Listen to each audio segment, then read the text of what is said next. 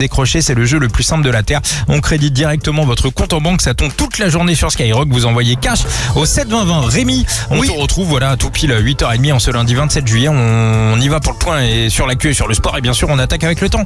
Et encore pas mal de nuages, quelques faibles pluies ce matin du sud-ouest à la Bourgogne et aux Alpes. Temps qui va s'améliorer au fil des heures. Le soleil va assez largement dominer cet après-midi sur quasi tout le pays.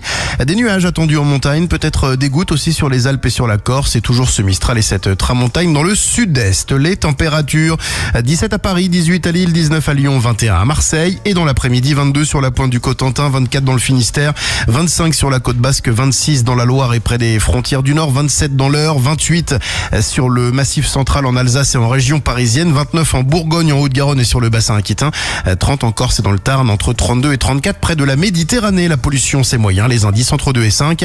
Alerte aux particules fines en raison des incendies en Gironde, dans les Landes, en Dordogne et sur le Lot-et-Garonne. Il y aura bien évidemment votre horoscope de la mort à pas louper d'ici à 9h. Mais la Rémi, c'est parti pour l'actu.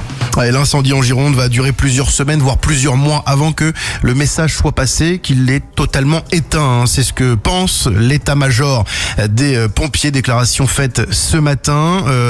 Pas de progression de l'incendie en Gironde. Cette nuit, il n'est toujours pas ni stabilisé, ni contenu, ni maîtrisé. Mais en tout cas, il n'y a pas eu de progression davantage. 220 000 personnes évacuées dans le département. Les entreprises des communes impactées vont rester fermées aujourd'hui. 42 000 hectares brûlés, des fortes chaleurs attendues dans les prochaines heures et les prochains jours. Le sinistre a détruit 240 habitations. Les touristes sont incités à ne pas se rendre dans le département et à même envisager une autre destination. Par ailleurs, les trains ne circulent plus au sud de Bordeaux et la 63 reste partiellement fermée. Du mieux dans les Landes, mais il y a quand même eu une reprise de feu hier et les pompiers estiment que la journée d'aujourd'hui sera décisive. Les conditions météo semblent un peu plus favorables. 8000 personnes ont pu regagner leur domicile sur les 30 000 évacués. Ça flambe aussi du côté des Hautes-Alpes et en Corse. Le feu est contenu dans le Var, toujours pas maîtrisé, mais le Mistral aujourd'hui fait craindre quand même une reprise.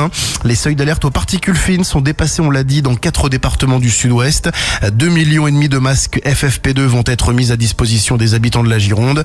Et en tout, ce sont 50 000 hectares qui sont partis en fumée en quelques jours, 115 000 depuis le début de l'année, dixit le ministre de l'Intérieur Laurent Nunez. Et d'ailleurs, il sera à la réunion interministérielle de crise convoquée par Emmanuel Macron d'ici 1h30 à 10h à l'Elysée. Dans le reste de l'actualité, le tarif réglementé de l'électricité va bien augmenter de 2,5% dès samedi. Cela représente une hausse moyenne annuelle de 26 €.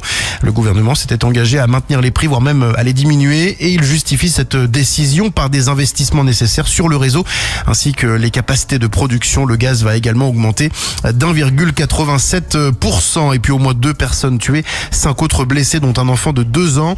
Nouvelle fusillade il y a quelques heures à Seattle aux États-Unis. Les tirs ont éclaté alors que la ville accueille un festival.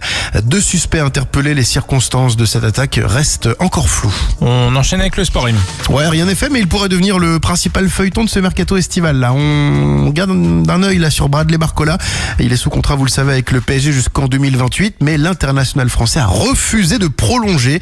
Alors aucun départ n'est acté, c'est vrai, mais du coup la porte n'est plus totalement fermée. Liverpool est très intéressé, mais Paris ne lâchera rien en dessous de 170 millions d'euros.